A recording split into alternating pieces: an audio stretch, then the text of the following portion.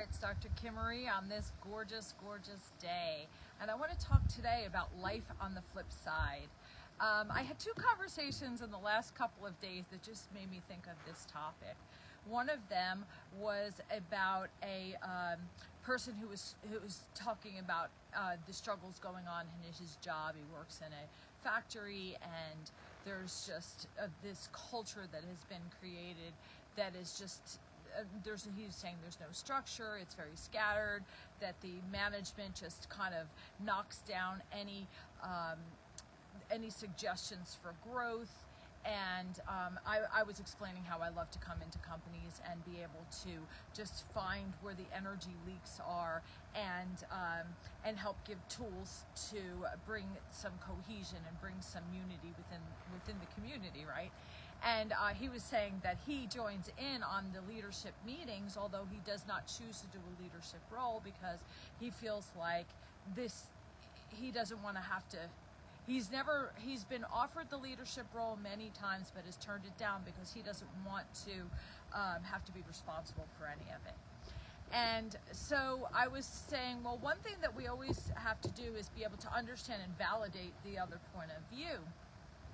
And he said, well, they're not open and they're not willing to listen. I said, have you ever thought about the fact that they might be thinking, the people that are coming giving the suggestions are ones that do not have skin in the game?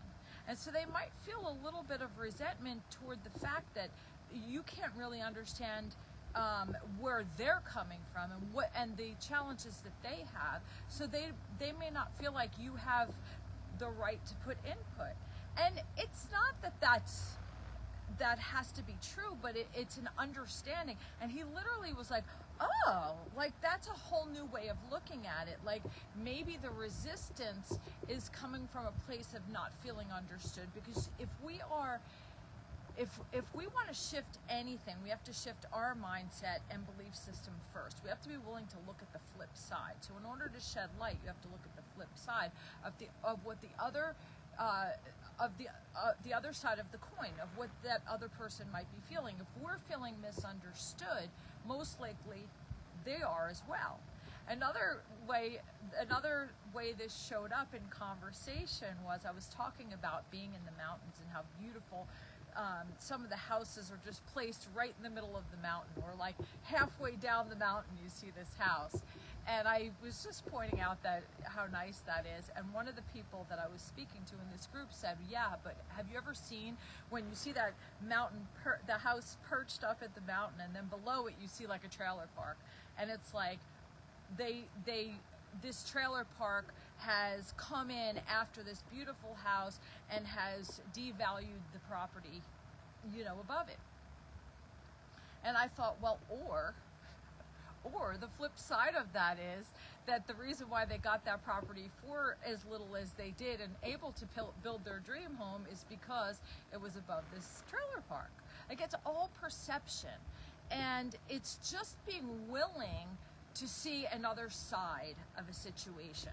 So I just thought those were two examples of being able to go, because both people turned to me and thought, oh, that's a totally different way of looking at it, and blew open their perception.